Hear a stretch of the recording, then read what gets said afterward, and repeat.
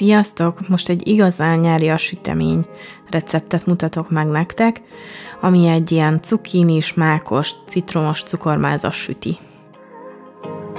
Ennek a süteménynek még több nap után is megmarad a csodálatos állaga, és hűtés nélkül is eláll. Mutatom, hogy mi kell a tésztához, amit én most egyébként gluténmentes liszttel készítettem el, de ugyanennyi mennyiségű búzaliszttel nyugodtan készíthetitek.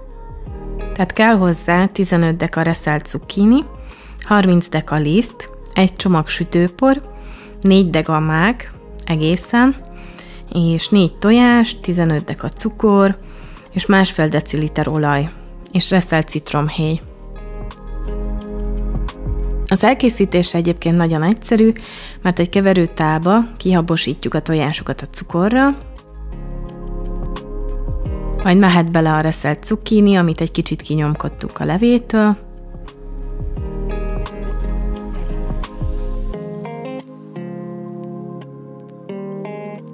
Majd mehet bele az olaj is, és végül tegyük hozzá a lisztet, amihez hozzátettük a többi száraz hozzávalót, a sütőport, a mákot és a citromhéjat.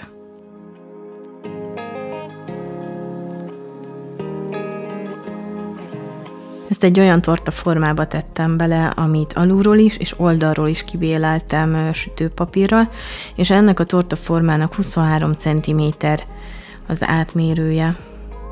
Ezt 180 fokon sütöttem légkeveréssel olyan 25 percet.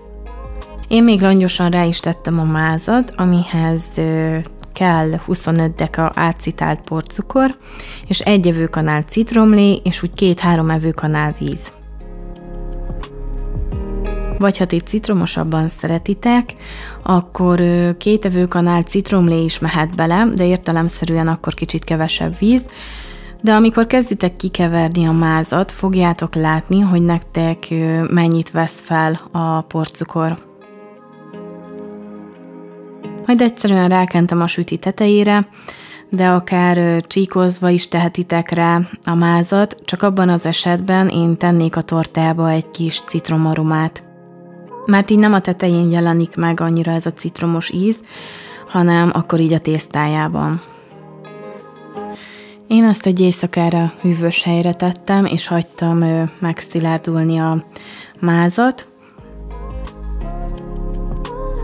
Majd másnap is kevertem ki egy adagot, de ezt sárgára színeztem, és egy kicsit ki is díszítettem vele a süti tetejét.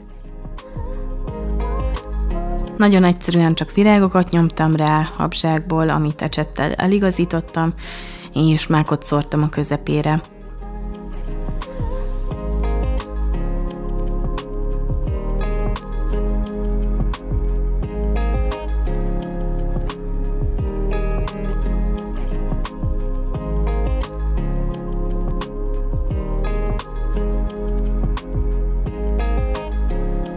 Majd még ilyen sárga pöttyökkel is díszítettem egy kicsit. Köszönöm, hogy megnézted a videót, és sok sikert kívánok az elkészítéséhez. Sziasztok!